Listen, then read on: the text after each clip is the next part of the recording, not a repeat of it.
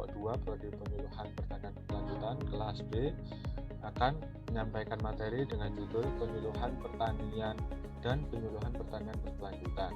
Sebelum masuk ke materi, izinkan kami memperkenalkan diri. Yang pertama yaitu saya sendiri, Ahmad Fikri Farudin dengan NIREM 03.01.21.0176. Lalu ada Alvina Nur Rahmawati dengan NIREM 03.01.21.0177. Lalu ada Dian Ayu Martini dengan NIREM 03.01.21.0186. Lalu Eliza Gusta Febrianti dengan NIREM 03.01.21.0187. Lalu ada Nur Rahmat dengan NIREM 03.01.21.0196. Lalu Poniah Putri Surono dengan NIREM 03.01.21.0197. Dan yang terakhir yaitu Silmi Latifatusani dengan NIREM 03.01.21.0206. Masuk ke materi yaitu yang pertama adalah pengertian yang akan disampaikan oleh Silmi Latifatusani.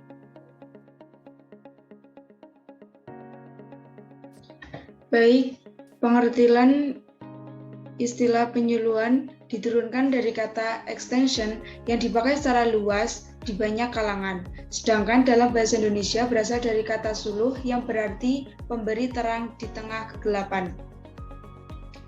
Selanjutnya, penyuluhan adalah sistem pendidikan non-formal untuk mengubah perilaku orang dewasa agar memiliki pengetahuan, keterampilan, dan sikap yang lebih baik sehingga sasaran dapat memilih dan mengambil keputusan dari berbagai alternatif pengetahuan yang ada untuk menyelesaikan permasalahan dalam upaya meningkatkan kesejahteraan. Konsep penyuluhan pertanian ada 4. Pertama, pengetahuan. Penyuluh menyediakan informasi dalam memberikan pandangan mengenai masalah yang dihadapi. Kedua, motivasi, di mana penyuluh memotivasi agar petani yang sedang melakukan aktivitas usaha tani. Yang ketiga, sumber daya, di mana seorang penyuluh atau beberapa organisasi penyuluh pertanian bertanggung jawab untuk meniadakan hambatan yang disebabkan oleh kekurangan sumber daya. Dan yang keempat, wawasan, di mana seorang penyuluh memberikan informasi terkait dengan permasalahan yang mungkin terjadi oleh petani saat melakukan kegiatan maupun setelah melakukan kegiatan. Baik, terima kasih. Lalu materi selanjutnya tentang fungsi penyuluh akan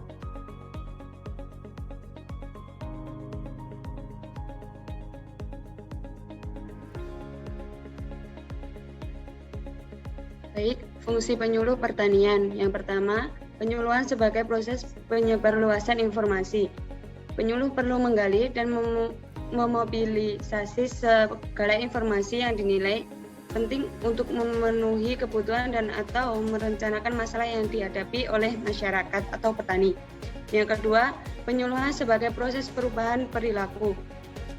Perlunya interaksi antara penyuluh dan yang disuluh agar terbangun proses perubahan perilaku yang merupakan perwujudan dari pengetahuan, sikap, dan keterampilan seseorang yang dapat dilihat oleh orang lain.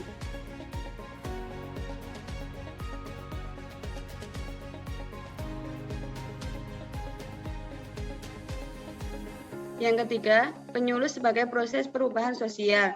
Pada proses ini terjadi perubahan-perubahan hubungan antara individu dalam masyarakat, termasuk struktur, nilai-nilai, dan peranata sosial seperti demokratisasi, transparansi, supremasi hukum. Yang keempat, penyuluhan sebagai proses pemberdayaan masyarakat. Pemberdayaan masyarakat diarahkan agar terwujudnya masyarakat madani atau yang beradab dan mandiri dalam pengertian dapat mengambil keputusan yang terbaik bagi kesejahteraan sendiri. Yang terakhir, penyuluh sebagai proses komunikasi pembangunan. Penyuluhan pertanian memiliki peran penting, yaitu sebagai kegiatan yang merupakan katalis, pendamping, perantara, dan penemu solusi bagi pembangunan pertanian. Terima kasih. Selanjutnya yaitu materi tentang tujuan dan prinsip yang disampaikan oleh Baik, untuk tujuannya dibagi menjadi dua. Yang pertama ada tujuan jangka pendek dan tujuan jangka panjang. Tujuan jangka pendeknya yaitu menumbuhkan perubahan-perubahan yang lebih terarah pada usaha tani yang meliputi perubahan pengetahuan, kecakapan, sikap, dan tindakan petani keluarganya melalui peningkatan pengetahuan, keterampilan, dan sikap. Kemudian untuk jangka panjangnya, yang pastinya untuk meningkatkan taraf hidup masyarakat tani sehingga kesejahteraan hidup petani terjamin. Kemudian prinsip penyuluh pertanian dibagi menjadi 5. Yang pertama ada spesifik atau khusus. Kegiatan penyuluh pertanian harus dilakukan untuk memenuhi kebutuhan yang khusus. Kemudian yang kedua ada measurable atau dapat diukur. Kegiatan penyuluh harus mempunyai tujuan akhir yang dapat diukur. Nah, yang ketiga ada actionary atau dapat dikerjakan. Tujuan dari kegiatan penyuluhan itu harus mampu dicapai oleh para peserta atau para petani. Yang keempat, ada realistik atau nyata, bahwa tujuan yang dicapai itu harus masuk akal dan tidak berlebihan, sehingga sesuai dengan kemampuan yang dimiliki oleh para petani. Dan yang terakhir ada time frame atau memiliki batasan waktu untuk mencapai suatu tujuan kegiatan penyuluhan tersebut. Terima kasih. Lalu materi selanjutnya yaitu pengertian tentang penyuluhan pertanian berkelanjutan yang akan disampaikan oleh Eliza Gustavo. Ya, selanjutnya ada pengertian penyuluhan pertanian berkelanjutan. Penyuluhan pertanian berkelanjutan merupakan sistem pendidikan untuk mengembangkan kemampuan petani melalui pendekatan secara kelompok agar petani dapat mandiri dalam mengelola sumber daya alam, mampu berinovasi dan dapat mengatasi risiko kegagalan untuk usaha pertanian dalam rangka memenuhi kebutuhan manusia dan memperbaiki pola hidup yang lebih layak dan sejahtera, sekaligus mempertahankan dan meningkatkan kualitas lingkungan serta melestarikan sumber daya alam.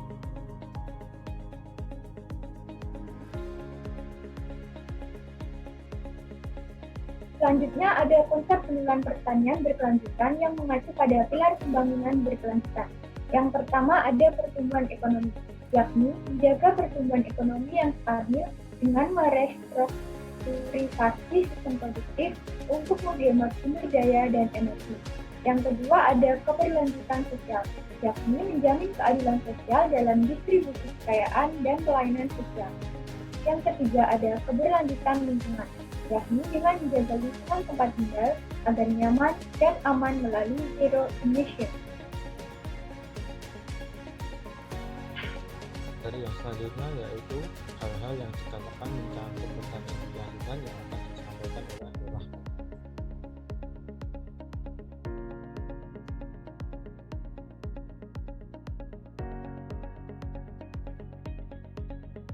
Baik, terima kasih atas waktunya. Di sini saya akan menjabarkan hal-hal yang dikatakan mencakup pertanian berkelanjutan. Yang pertama, mantap secara ekologis, berarti bahwa kualitas sumber daya alam dipertahankan dan kemampuan agroekosistem secara keseluruhan dari manusia, tanaman, dan hewan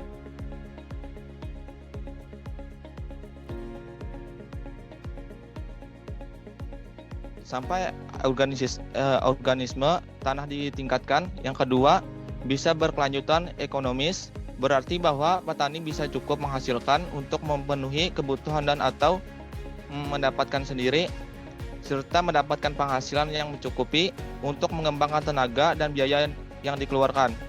Yang ketiga, manusiawi, berarti bahwa semua bentuk kehidupan, tanaman, hewan, dan manusia dihargai.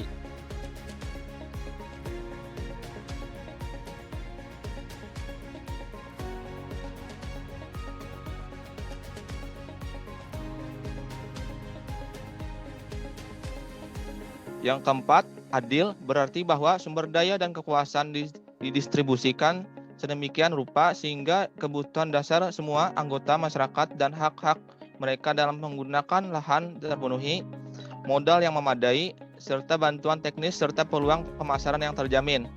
Yang kelima, luas, berarti bahwa masyarakat pedesaan mampu menyesuaikan diri dengan perubahan kondisi usaha tani yang berlangsung terus, misalnya pertambahan jumlah penduduk, kebijakan, permintaan pasar, dan lain-lain. Terima kasih, saya kembalikan kepada moderator. Terima Terima kasih. Lalu yang selanjutnya adalah peran penyuluh yang akan disampaikan oleh Konia Putri Surono.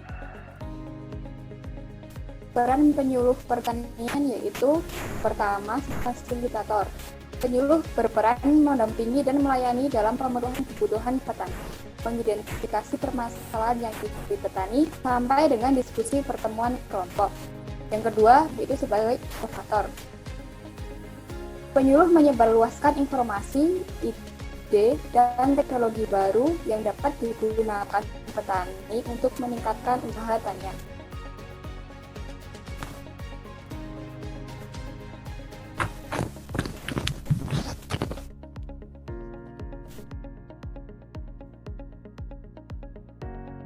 Yang ketiga yaitu sebagai motivator. Penyuluh memberikan semangat kepada petani untuk meningkatkan kepercayaan diri dan terlibat aktif dalam kegiatan kelompok taninya. Yang keempat sebagai dinamisator. Penyuluh menjembatani penyelesaian persoalan atau perselisihan antar kelompok tani maupun dengan pihak luar secara kreatif melalui komunikasi dan analisis. Lalu yang terakhir yaitu penyuluh berperan sebagai edukator. Penyuluh dapat meningkatkan pengetahuan dan keterampilan petani sesuai dengan kebutuhannya.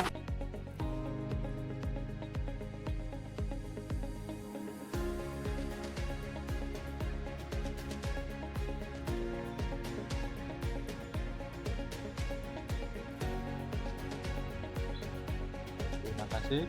Dari materi yang telah dipaparkan tadi dapat kita ambil kesimpulan bahwa penyuluhan pertanian berkelanjutan merupakan sistem pendidikan non formal untuk mengembangkan kemampuan petani melalui pendekatan secara kelompok agar petani dapat mandiri dalam mengelola sumber daya alam, mampu berinovasi, dan dapat mengatasi resiko kegagalan untuk usaha pertanian dalam rangka memenuhi kebutuhan manusia dan memperbaiki pola hidup yang lebih layak dan sejahtera, sekaligus mempertahankan dan meningkatkan kualitas lingkungan serta melestarikan sumber daya alam.